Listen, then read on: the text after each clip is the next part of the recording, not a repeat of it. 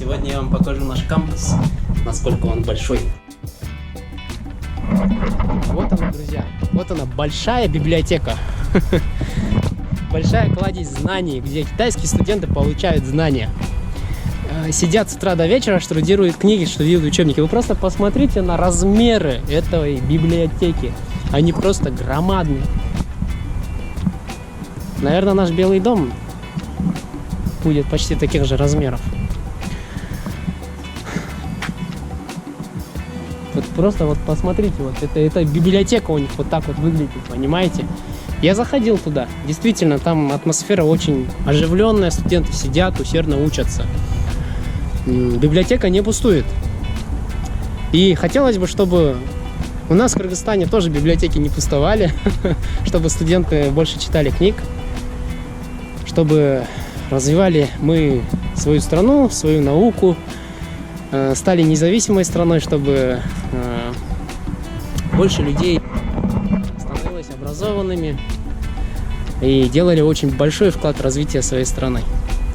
Давайте не будем строить всякие помпезные рестораны, там всякие и прочую дичь, которых у нас в стране очень, в городе очень полно, да и по всей стране. Давайте строить лаборатории, вот такие большие библиотеки. Наше правительство наконец должно понять, что образованность, эрудированность нашей молодежи, меня, там, моих друзей, моего окружения, там, других людей, людей моего поколения, потому что это очень важно. Система образования у нас в Кыргызстане оставляет желать лучшего, конечно. Хотелось бы ее улучшить.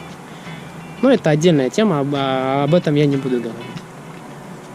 Данная библиотека состоит из 1, 2, 3, 4, 5. Из 5 этажей. Внутри имеется лифт, очень большая. Изнутри я, к сожалению, не могу показать, но внутри она очень огромная.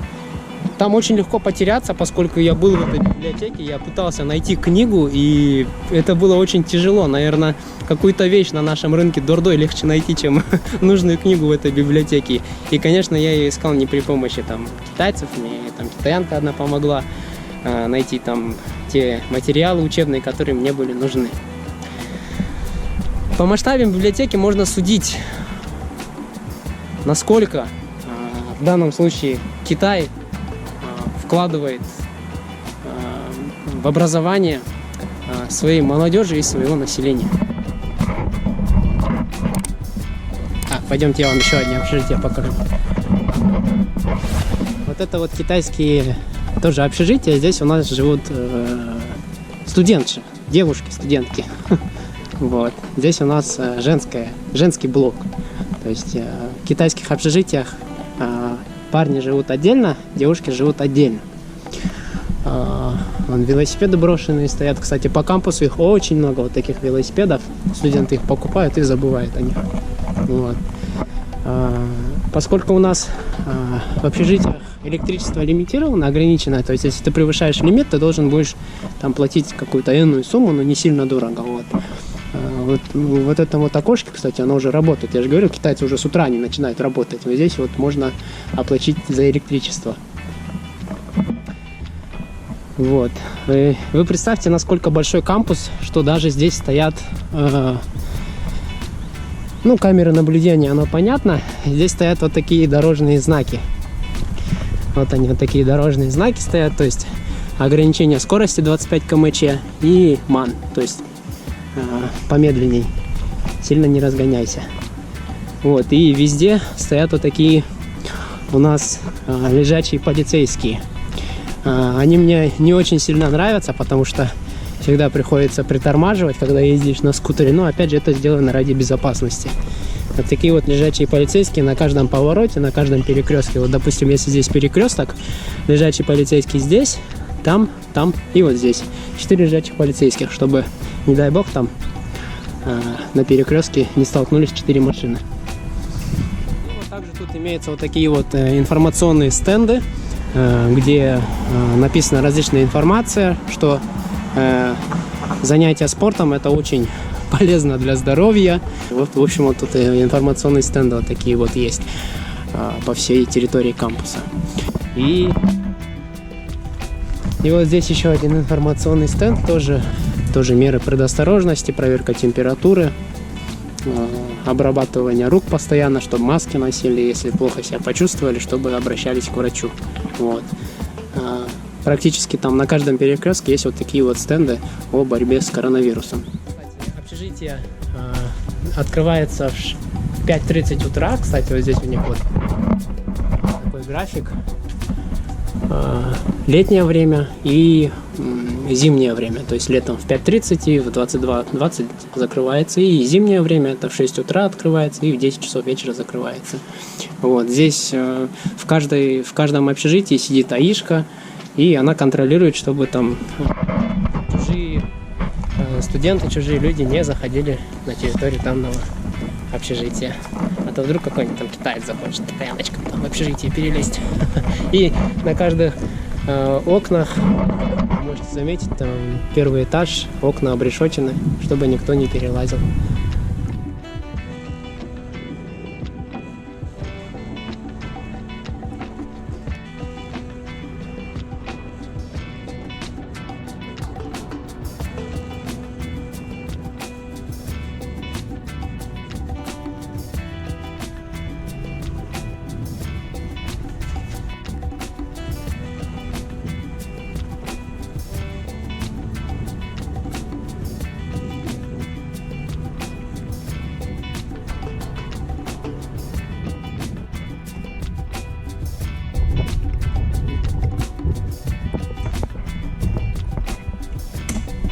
Это вот мой учебный отдел MBA Фоngshan Wangli School of Business Administration. То есть бизнес-управление. Вот сюда я прихожу. Здесь у нас проходят встречи, доклады. Давайте я вам покажу внутри. В принципе, сейчас открыто. Сейчас работают сотрудники, учителя точнее. Вот это наш учебный корпус. Такая птичка встречает нас при входе. Древние китайские вазы, которым уже, наверное, лет 3000. Главное, не разбить их. Такой вот наш. Здесь указаны отделы.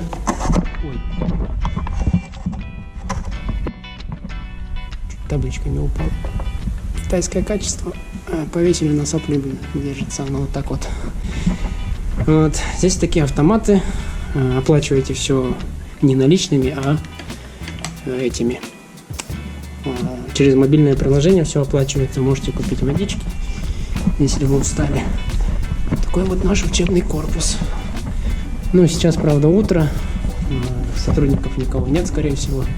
Учителя пока еще не пришли на работу. Вот мой учебный корпус. Мой учебный корпус MBA. Как раз запах такой приятный. Запах знаний. Вот. Ну, это первый этаж, в принципе, все этажи похожие. Пойду дальше. Если ты инженер, то также у тебя есть лаборатории. Все это очень мотивирует на учебу, потому что это одновременно ты можешь получить знания и применить это все.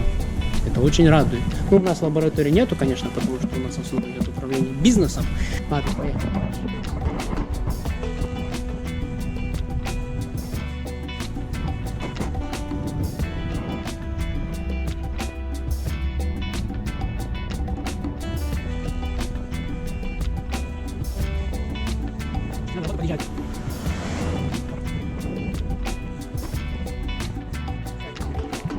Есть моя подруга.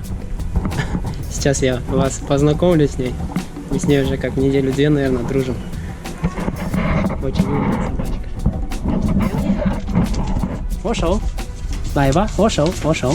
Дай, пошел. А, 这么聪明的狗。呀，下来。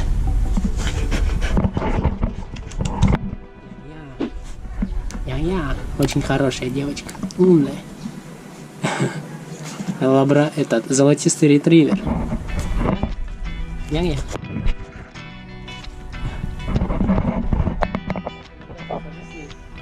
Играюсь. Она уже меня знает. Мне вообще непривычно было, когда она понимала команду на китайском. Собака даже китайский знает. Для меня это дико было. О, Кстати, я вам сейчас покажу строительство чего-то там. Пойдем на разведку. Это как раз будет о чем вам рассказать. Вот иди. Бай-бай. Бай-бай. Бай-бай. Бай-бай. Бай-бай. Бай-бай. Ставим собачку. Поедем дальше. Да. Здесь, скорее всего, ведется строительство. Ох, блин, сколько бобиков выбежало. Ой, погнали со мной.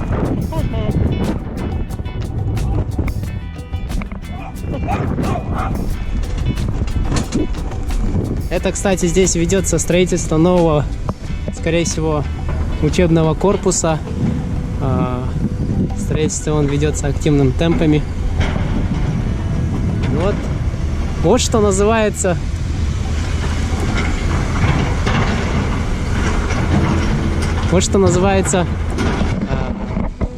вклад денег в то, что надо. Большие башенные экраны. Это у нас кочегарня, наверное. Вот. В общем, с утра пораньше уже тут начинают все строить. Это у нас новая лаборатория какая-то. Пока не знаю, к какому факультету она будет относиться, но строят, товарищи, строят.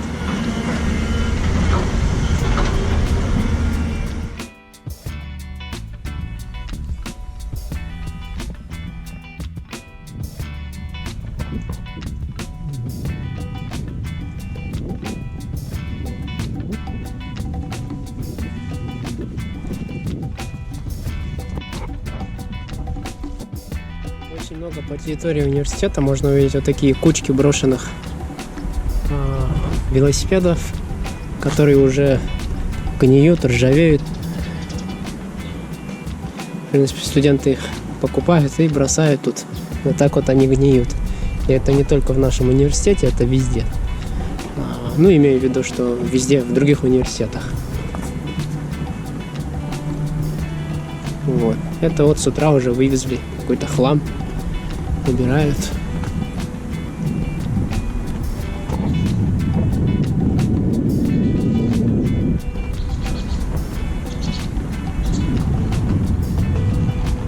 У нас тут, знаете, даже свой сад есть. Хотите абрикосиков? Ну, сейчас вам сорву пару абрикосиков. Зеленые, правда. О, с пеной. Будем покушать абрикосики.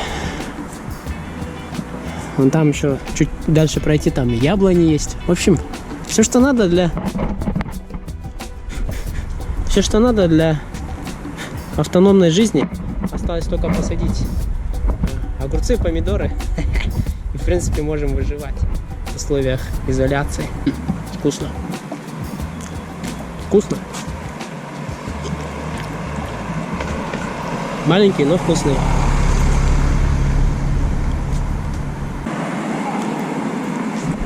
Классно.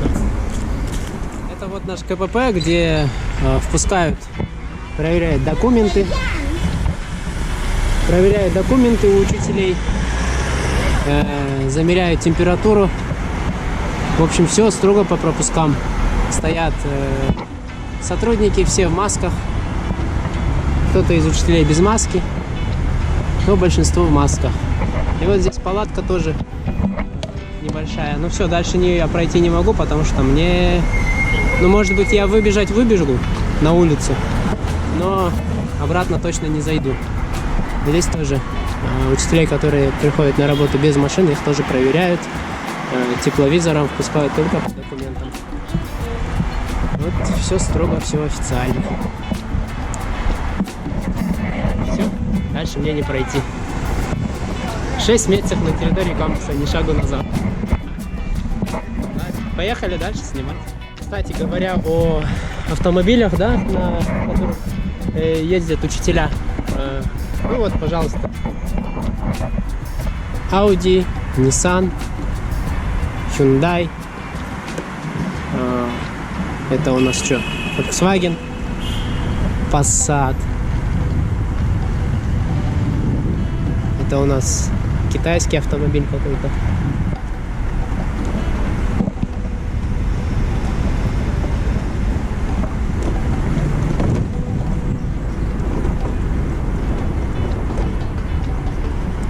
Toyota RAV4.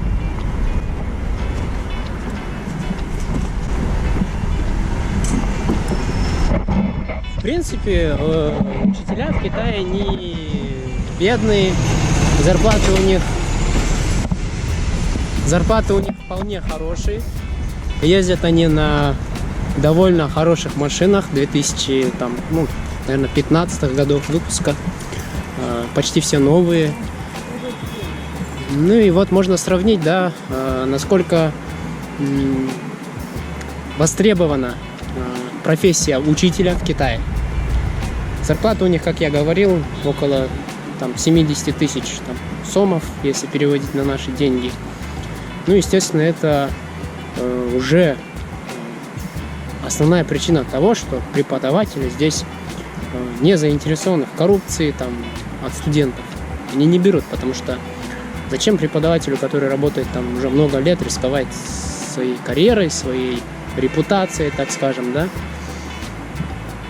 Вот нам бы тоже очень хотелось, чтобы в нашей стране преподавателям, медикам, кстати, у медиков тоже неплохие зарплаты. Кстати, в Китае, говоря о медиках, в Китае тоже медицина очень дорогая. Ну и зарплаты у врачей тоже неплохие, потому что были мы в больницах в городе. В принципе, можно сказать, что врачи ездят на хороших машинах.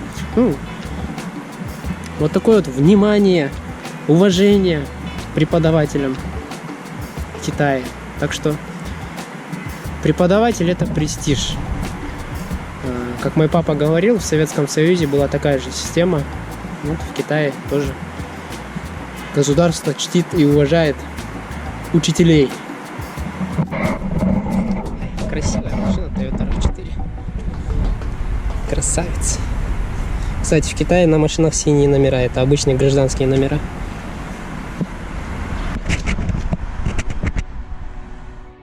Отдельный респект преподавателям, которые ездят на Honda Civic. Я вообще влюбился в эту машину с первого взгляда. У нее дизайн вообще сумасшедший, красивый. Просто взгляните.